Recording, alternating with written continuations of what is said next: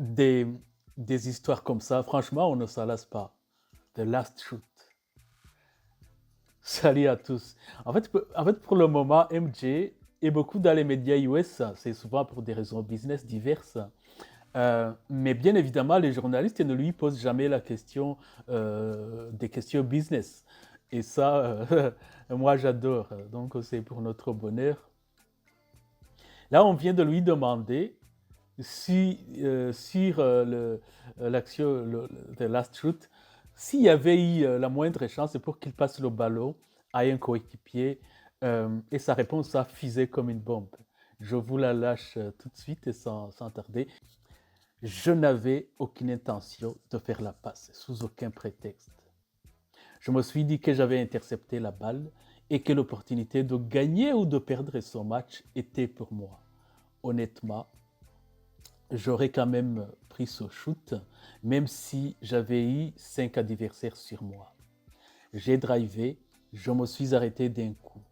J'ai pu me lever, j'ai eu un jump shoot facile en fait.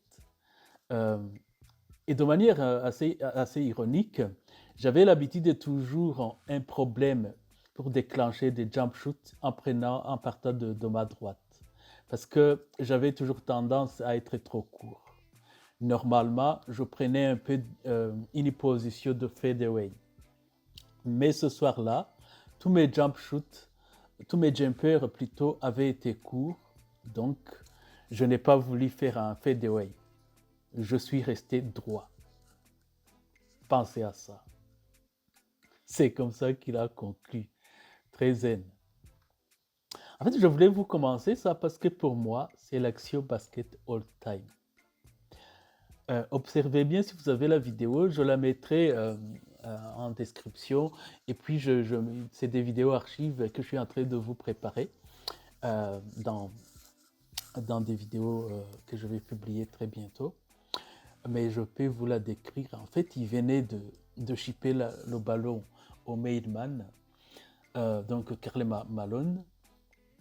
Et si vous regardez bien la vidéo, euh, regardez comment il monte le terrain. Regardez l'élégance, la classe avec laquelle il monte.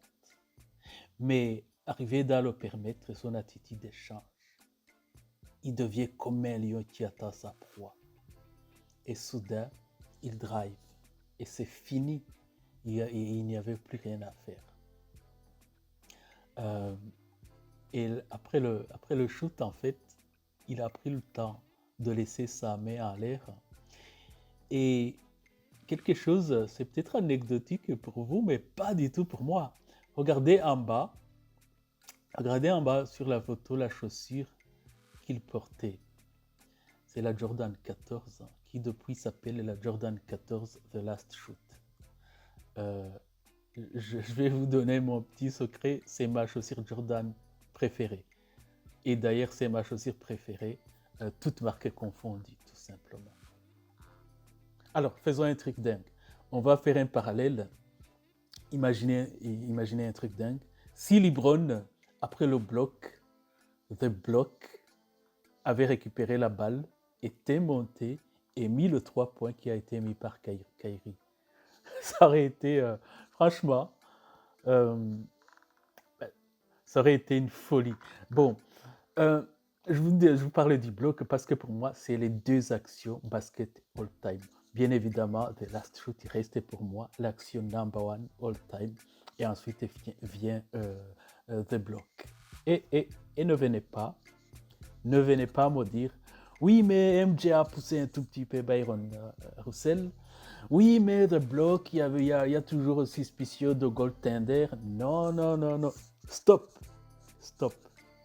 Déjà pour The Block, il y a que quelques haters qui disent ça.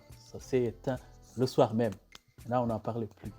Et pour The Last Shoot, je vais vous donner la réaction de Michael Jordan par rapport à cette poussée sur Byron Scott. Voilà ce qu'il dit. Bullshit.